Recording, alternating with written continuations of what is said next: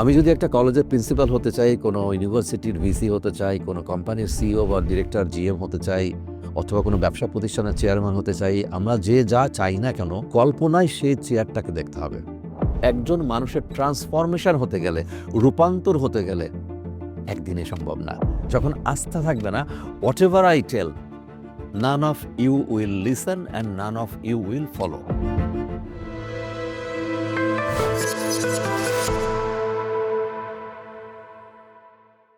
মানুষ হিসেবে পৃথিবীতে জন্মগ্রহণ করার পরে আমরা আমাদের জীবনের প্রতিটা পদে পদে সফল হতে চাই। আমি যদি একটা কলেজের প্রিন্সিপাল হতে চাই, কোনো ইউনিভার্সিটির ভিসি হতে চাই, কোনো কোম্পানির সিইও বা ডিরেক্টর জিএম হতে চাই, অথবা কোনো ব্যবসা প্রতিষ্ঠানের চেয়ারম্যান হতে চাই, আমরা যে যা চাই না কেন কল্পনায় সেই চেয়ারটাকে দেখতে হবে। কারণ আমি যদি ভিসি হতে চাই, আমি যদি প্রিন্সিপাল হতে চাই, আমি যদি কোম্পানির এমডি চেয়ারম্যান হতে চাই, তাহলে আমাকে কি ধরনের চারিত্রিক বৈশিষ্ট্য অর্জন করতে হবে এটা মাথায় রাখা দরকার। আমি যদি আমার চারিত্রিক বৈশিষ্ট্য দিয়ে আপনাদেরকে স্যাটিসফাই করতে না পারি, you will never trust me, you will never have confidence on me. আমার উপর কোনো আস্থা থাকবে না। আর যখন আস্থা থাকবে না, whatever I tell, none of you will listen and none of you will follow.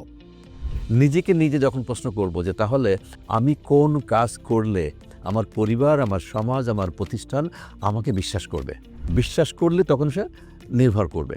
এবং নির্ভর করা বা ডিপেন্ড করা, যেটাই বলি না কেন, সে অনস পিপল স্টার্ট ডিপেন্ডিং, তাহলেই দেখা যাবে যে আমার সফলতার পথে আমি পা ফেলা শুরু করেছি। এইটা নিয়ে যে বইটা আমার লেখা, সেটা হচ্ছে এক্সিকিউটিভ টু এক্সিকিউটিভ ডিরেক্টর, যেখানে 365 দিনের কথা আছে, 12 মাসের কথা। সুতরাং আমি যা কিছু করতে চাই না কেন, সমস্ত কিছুর মূলে হচ্ছে বিশ্বাস অর্জন করা। এটাই হচ্ছে প্রথম পদক্ষেপ জীবনের সফলতার, এবং সেটাই আলোচনা হচ্ছে এক্সিকিউটিভ টু এক্সিকিউটিভ ডিরেক্টর এই বইটার মধ্যে। This is not a novel, কোনো উপন্যাস না যে এটা একবারে পড়ে শেষ করে ফেলবেন। এর মধ্যে ছোট ছোট লেখা, এক পেজে 2টা বা 3টা লেখাও আছে, ছোট ছোট লেখা প্রতিদিনের। আজকে সে ফর এক্সাম্পল, আজকে এত তারিখ মাসের, আজকের জন্য লেখাটা, এটা পড়ে থেমে যেতে হবে। পড়তে ভালো লাগলেও পড়া যাবে না।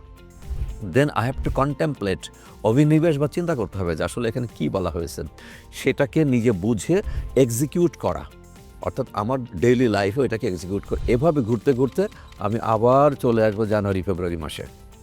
বইটা মিনিমাম 3টা বছর আমার অনুরোধ থাকবে নিজের কাছে রাখা, ধার না দেওয়া। কাউকে দিতে চাইলে একটা বই কিনে দেওয়া ভালো, বাট নিজের বইটা রাখা, প্রয়োজনে কিছু নোট রাখা এর উপরে, যেটা আমি ব্যক্তিগতভাবে করে থাকি সব বইয়ের ক্ষেত্রে। এবং এই প্রতিবার পড়ে যাওয়া, কারণ একজন মানুষের ট্রান্সফরমেশন হতে গেলে, রূপান্তর হতে গেলে একদিনে সম্ভব না। আজকের আমি কিন্তু একদিনে রূপান্তরিত হইনি। বহু মানুষই পৃথিবীতে আছেন যারা রূপান্তরিত হয়েছেন, বাট ইট টুক টাইম। কুন ফায়াকুন বলে কোনো কিছু নেই। সো মিনিমাম 3টা বছর বইটা যদি আপনার হাতে থাকে, আপনি পড়তে থাকেন প্রতিনিয়ত, দেখবেন যে আপনার মধ্যে যে ট্রান্সফরমেশনটা চলে আসবে। অটোমেটিক্যালি আপনি ধীরে ধীরে আপনার যে স্বপ্ন আছে, পার্থিব স্বপ্ন, সেই পার্থিব স্বপ্নের জায়গায় আপনি পৌঁছে যাবেন ইনশাআল্লাহ।